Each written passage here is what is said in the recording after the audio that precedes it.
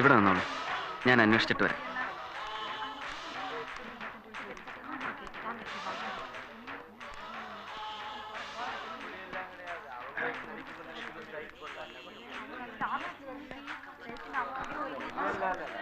ഈ പാലക്കാട് ബസ് ഒന്നും കിടയാതപ്പാ. ഒരു ബസ്സും ഇല്ലേ? ഒന്നുമില്ലപ്പാ, എല്ലാം സൈക്ക്. അല്ല വേലച്ചാമി വേണ്ട.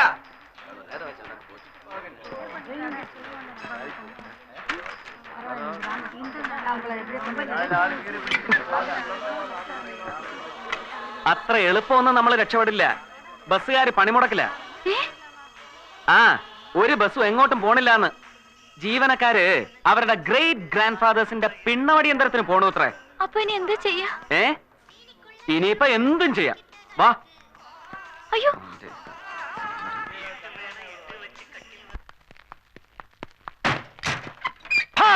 മാറി ഇന്ന് നിന്റെ പണി ഞാൻ തീർക്കും.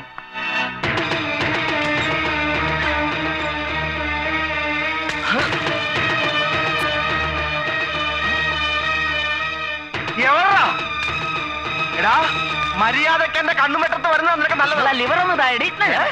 നീ ഇതിനടി കയറിയിരിക്കുന്നത്. ഇന്ന് നിന്നെ ഞാൻ നിന്നോട് ഞാൻ ടയർ മാറിടാൻ പറഞ്ഞിട്ട് നീ ആഴമായി നോക്കി നടക്കായിരുന്നു. ഇന്ന് നിന്റെ അവസാനത്തെ ട്രിപ്പാ.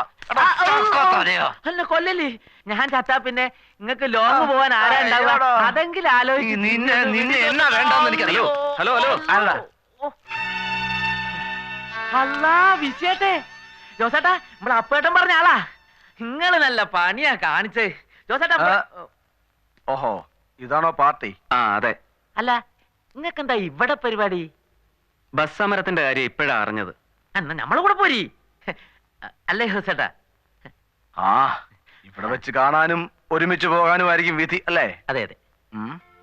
എന്നാ പിന്നെ ബാക്കി പോണ വഴിക്ക് പറയാം. വരീന്ന് വരീന്ന് വാ, നേരെ മുകളിലേക്ക് കയറിക്കോളി.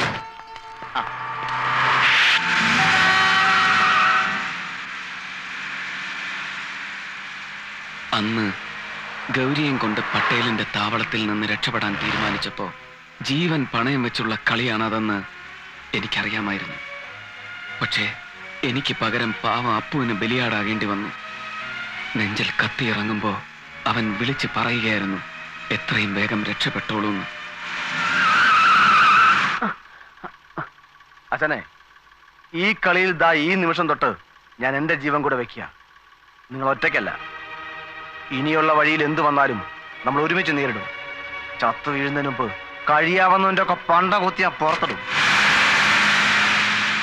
അപ്പേട്ടനെ കൊന്ന പന്നീനങ്ങൾ എനിക്കൊന്ന് കാണിച്ചേരി. ഓന്റെ സെന്റർ ബോൾട്ട് ഞാൻ ഊരും.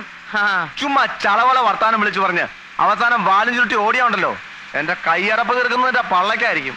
ജോസേട്ടാ, ഇത് പഴയ കുഞ്ഞമ്മതല്ല. പണ്ട് ഞാൻ തല്ലും അടിയും കണ്ട ഓടലുണ്ട്. പക്ഷെ ഇത് വിഷയം വേറെയല്ലേ? ജോസ്, അതാ ഒമാര്. ആരാ? പട്ടേലിന്റെ ആൾക്കാർ.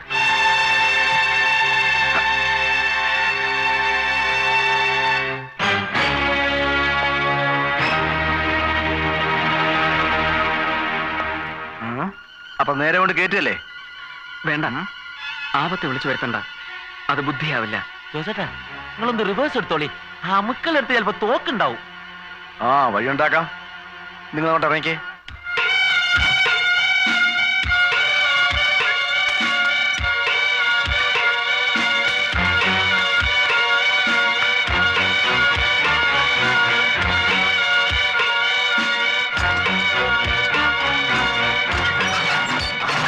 അങ്ങോട്ട് കയറിക്കേ.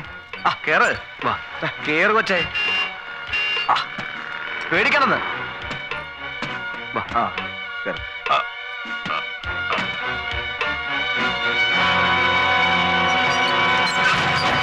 सब गाड़ियां चेक करो जल्दी.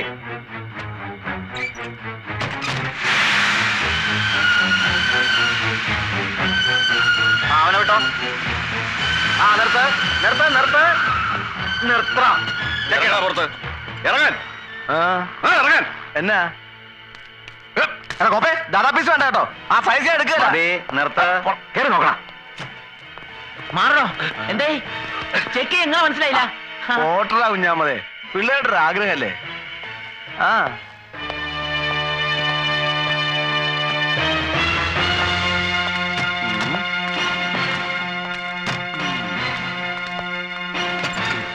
എന്താണ് അതിനകത്ത്? ബീഹാറിൽ നിന്ന് കൊണ്ടുവരുന്ന 2 ആനകളാ, ഒരു കൊമ്പനും ഒരു പിടി. എവിടേക്ക് പോകണ വണ്ടിയാടാ? കേരളത്തിലേക്ക്.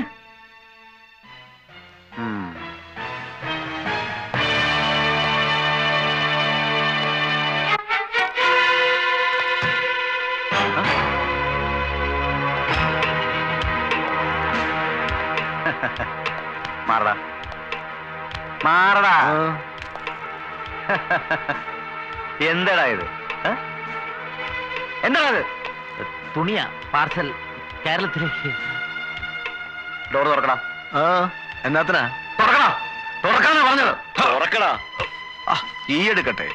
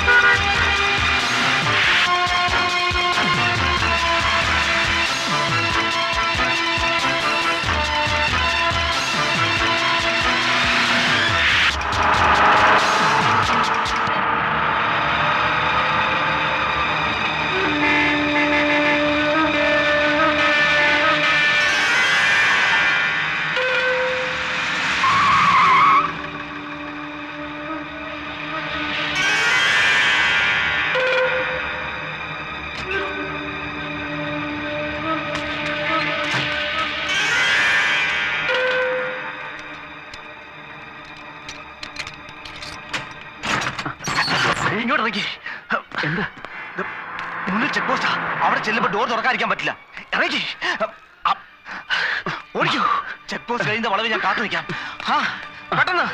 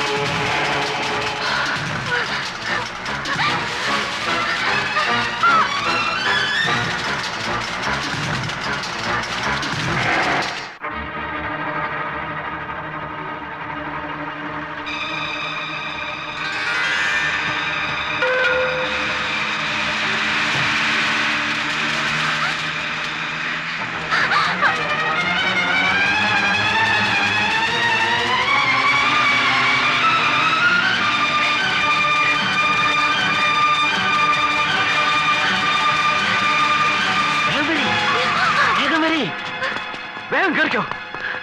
ജോസ് മാറ്, ഞാൻ ഓടിക്കാം. വിട്ടോളി.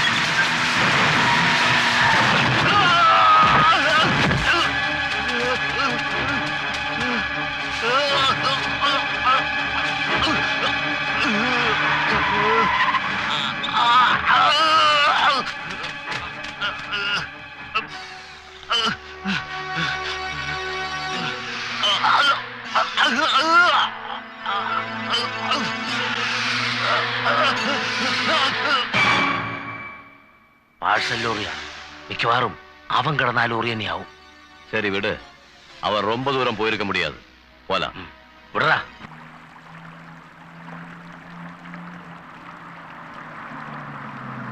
ആ നിർത്ത് നിർത്ത് നിർത്ത്. നമ്മൾ റൂട്ടൊക്കെ ഒന്ന് മാറിയാ വന്നത്. ഇവിടുന്ന് ഒരു 300 കിലോമീറ്റർ പുറകെ പോയി ഞങ്ങൾക്ക് ലോഡ് എടുക്കാനുണ്ട്. ഇനിയും ഞങ്ങളെയും കൊണ്ട് പോയാൽ വഴിയിൽ എന്തൊക്കെ കുഴപ്പങ്ങളാ കാത്തിരിക്കുന്നതെന്ന് അറിയില്ല. നിങ്ങൾ പൊയ്ക്കോളൂ. അങ്ങനെ നിങ്ങളെ ഉപേക്ഷിച്ച് ഞങ്ങൾ പോവില്ല. ഒരു വഴിയുണ്ട്. ദാ ഈ സ്ഥലത്ത് എൻ്റെ ഒരു പരിചയക്കാരനുണ്ട്. കടുത്തുരുത്തിക്കാരനൊരു തങ്കച്ചൻ. പുള്ളി ഇവിടെ ഒരു ലോഡ്ജ് നടത്തുക. ഇന്നും നാളത്തെ പകലും നിങ്ങളിവിടെ തങ്ങണം. നാളെ വൈകുന്നേരം ആകുമ്പോൾ ഞങ്ങൾ എത്തും. പിന്നെ നിങ്ങളെ വീട്ടിലെത്തിക്കുന്ന കാര്യം ഞങ്ങൾ ഏറ്റു. എന്താ ഒന്ന് മാറി.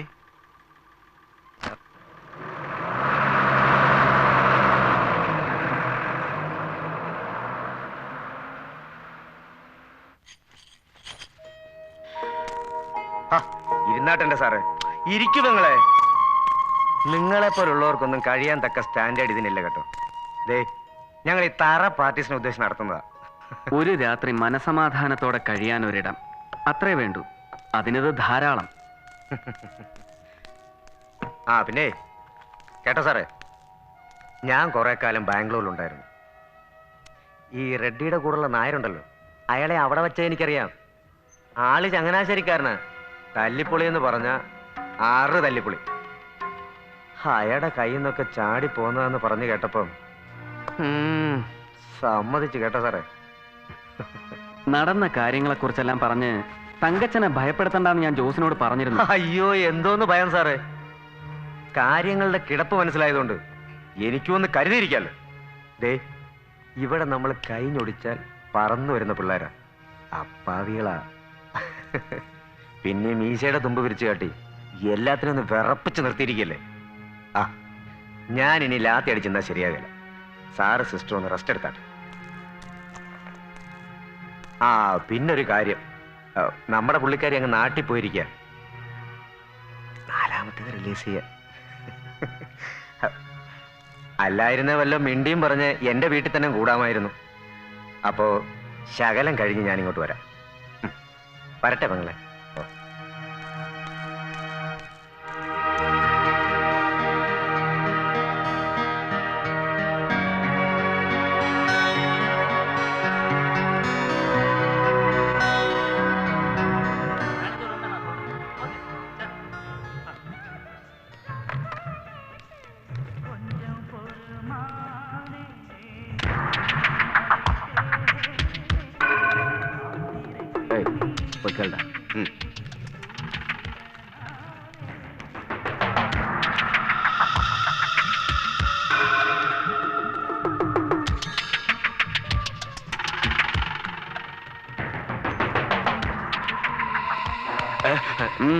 എന്താ அண்ணா கேக்குறாரு, அவருக்கு ஒன்னு அட்டன் பண்றதுக்கு இன்ட்ரெஸ்ட் இருக்குது. எப்படி வசதி?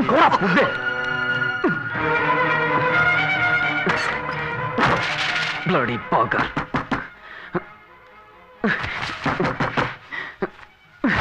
നോക്കൂ, വടക്കനൊന്നും വേണ്ട കേട്ടോ. എന്താടാ? வாடா படம் கூப்பிடாத. நான் யார் தெரியுமில்ல? ராஜமாணிக்கம். நம்ம ஏரியாவுக்கு வந்து நம்ம இடத்துக்கு வந்து ஒரு அழகான கிளி மாதிரி பொண்ணை அனுபவிச்சுட்டு போறேன்னா அது சரிப்பட்டு வராது. உனக்கு எவ்வளவு பணம் வேணும்னு சொல்லு. கொல்லு ഞാൻ. அண்ணாச்சி விடுங்கோ விடுங்கோ. இந்த பொறுக்கை பாரு, அப்புறம் பாத்துக்கலாம். இன்னைக்கு வரைக்கும் இந்த ராஜமாணிக்கம் முன்னாடி ஒருத்தன் கூட கை நீட்டி பேசுனது கிடையாது. നീ ഇന്ന് വരെ ആണുങ്ങളെ നേരിൽ കണ്ടിട്ടില്ലെന്ന് പറ.